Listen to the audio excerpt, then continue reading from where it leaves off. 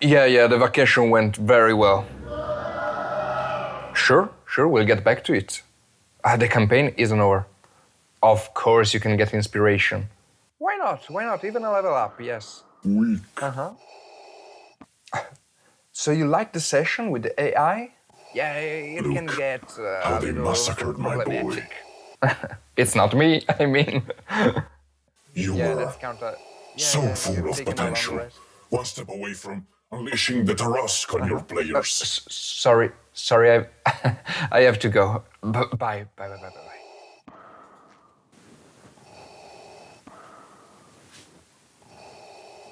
What? Who are you? Your salvation. Follow me and we will bring order and peace back to your D&D sessions. No, enough. I'm fine now. I don't need your help. Huh. We shall see.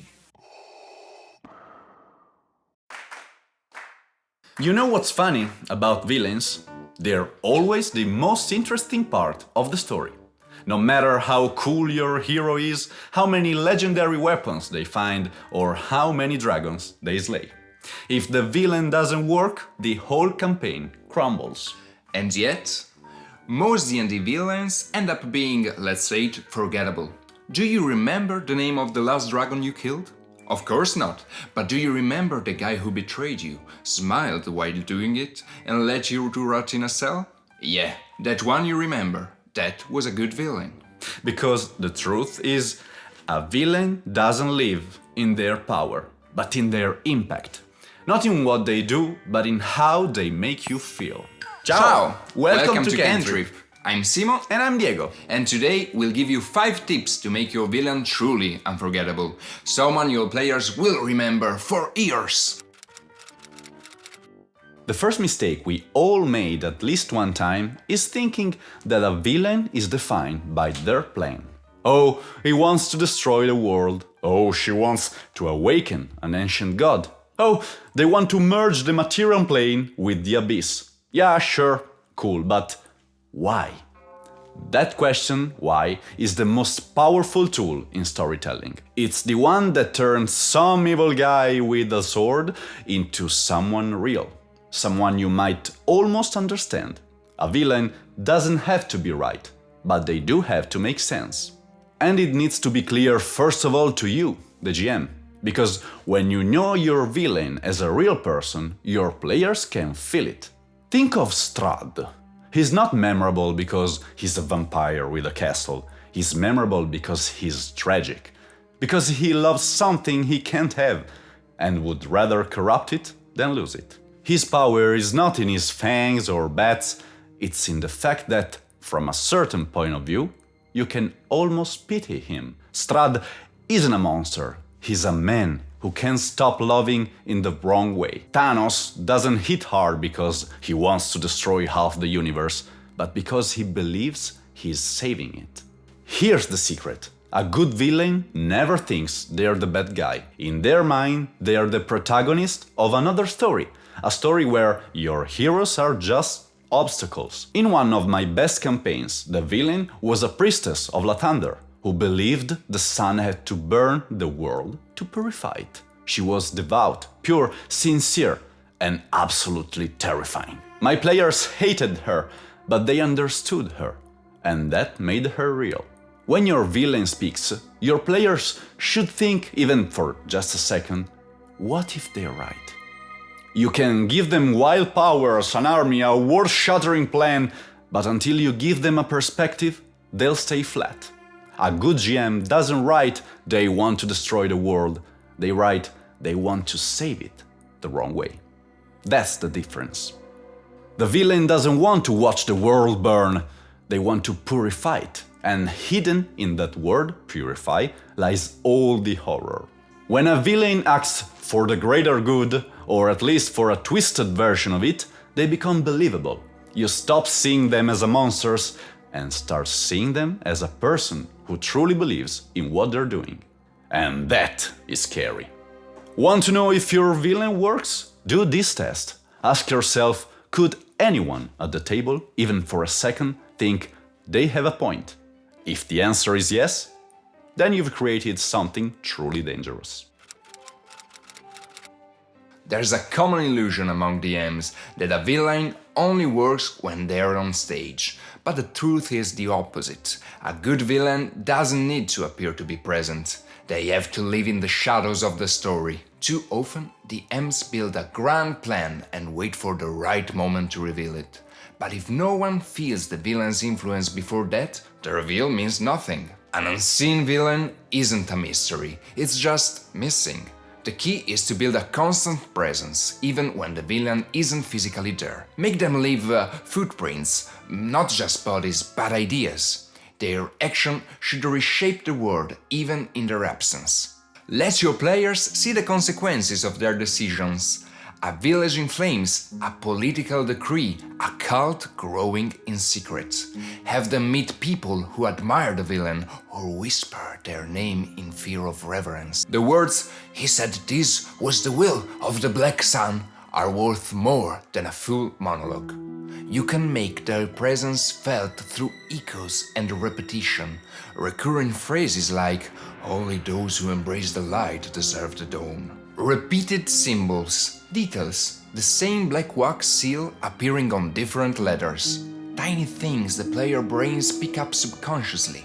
So when they finally meet the villain, everything clicks. They might not know him yet, but they'll recognize him. You can also make their presence felt by touching the hero's path indirectly. Make their quest a reaction to what the villain already did. They are not stopping evil in time, they are chasing it. And the closer they get, the more they realize they've been moving inside the villain's web all along. In one of my campaigns, the villain was always felt. Every NPC spoke about him. To some, he was a messiah, to others, a monster. When he finally showed up, my players swore they already knew him. That's the magic moment, because you don't have to explain who he is anymore. He just has to speak once. The first encounter. The most important moment in a villain's life isn't when they die, it's when they appear. That first meeting is like a first date. If you blow it, there won't be another. Think of your favorite villains, Sauron, Vader, Strahd, Kefka, whoever. Each has a first appearance that defines everything that follows. You don't need 10 minutes of exposition, just one gesture, one line, one detail. In D&D, that moment is pure gold, because your players don't yet know the stats, they don't know if they can win, and that's exactly when legends are born. You can't force fear or respect, you have to earn them. In one of my campaigns, the villain was an immortal queen awakened after millennia. The first time the players met her, they didn't even see her. She spoke through a dying NPC, while the sand beneath their feet moved on its own. A voice that knew their names. That was enough. 1 minute and they were hooked. The first encounter shouldn't wound their hit points. It should wound their pride. It should leave them feeling unprepared and burning to get ready. A memorable villain doesn't steal the scene because the GM says so, but because the players feel they are real. Maybe they destroy something the heroes love. Maybe they help an innocent only to betray them. Maybe they show up long before becoming the villain as a morally grey ally. Here's one more trick. Give the first encounter a contradiction, an act that doesn't fit neatly into their expectations. An assassin who kneels to pray after killing. A queen who heals the sick but banishes the orphans. That kind of paradox forces players to talk about it long after the session ends, because an effective villain doesn't just leave fear, they leave questions. And those questions keep their shadow alive long after they're gone. You know what makes a villain truly powerful? The way they connect to your characters. If the villain is evil for the world, that's interesting, but if they're evil for them, it becomes personal. They have to hit something the players care about, not to punish them, but to involve them emotionally. One of my players once had a paladin who had sworn to protect the orphans of a small village. Guess what the villain did? He adopted them, clothed them, fed them, educated them, and turned them into his personal guard. When the paladin found out, he didn't know whether to kill him or thank him. And in that moment, that villain became unforgettable. A memorable villain isn't just a threat, they're a mirror. They show the heroes and the players a twisted reflection of themselves. But you can go even deeper. Make the villain the product of the hero's own mistakes. Remember our videos on the hero's journey? Maybe the villain's downfall began the same way. Maybe they are what the party could become if they ever crossed that moral line. The more the villain and heroes reflect each other, the more every confrontation becomes a conversation about what good actually means. That's the key. When the villain stops being the hero's opposite and becomes the projection of their fears, the story comes alive. Make them challenge the hero's convictions, promises, faith. Make them say, "We are the same, I just don't lie to myself about it." Because sometimes the best battles aren't fought with swords. They're fought with identity. Who are you when your enemy is right about you? The final secret. The moment comes, the fortress rises against the red sky. The heroes advance, tired, wounded, but determined. It's the end of the journey. Everyone knows this is the battle that will define the campaign. But here's the trick.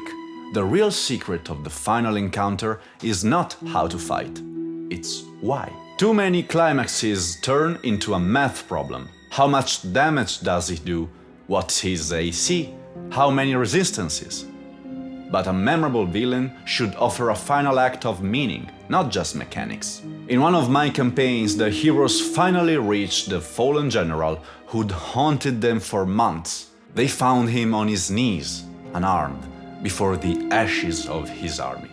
And he said, "I just wanted someone to stop me." Silence. No one rolled a die. The barbarian lowered his axe and the cleric wept. And for the first time, there was not a monster to kill, but a man to understand. That was my best final encounter. Not because it was epic, but because it was true. When you build the climax of your campaign, remember, the real victory is not killing the villain, it's deciding what to do with them. Will they be forgiven, imprisoned, set free? Each choice becomes an epilogue, and from that epilogue, new stories are born. One last tip. During the final encounter, bring out something intimate, a memory, a token, a line that reveals the villain's humanity. A letter, a voice, a trace of regret. That small detail turns a boss fight into a drama. In the end, that's what makes a villain truly memorable. Not how strong they are, but how human. A good villain doesn't make you roll more dice, they make you think, even after the session ends. They make you look at your characters and maybe yourself and wonder, what if it were me on the other side? Because the truth is, a good villain never really dies. They stay there in the back of your players' minds. Every time they roll a new character or open a new world, the shadow is still there. And if you can make that happen, then yes, you've done it. If you liked the video, leave a like, so we know you want more deep dives into narrative design for D&D. Tell us in the comments who your favorite villain is, or share the one that left a mark on your campaign. Subscribe to the channel to help us grow our little fantastic community, and we will see you next week. Thanks for watching!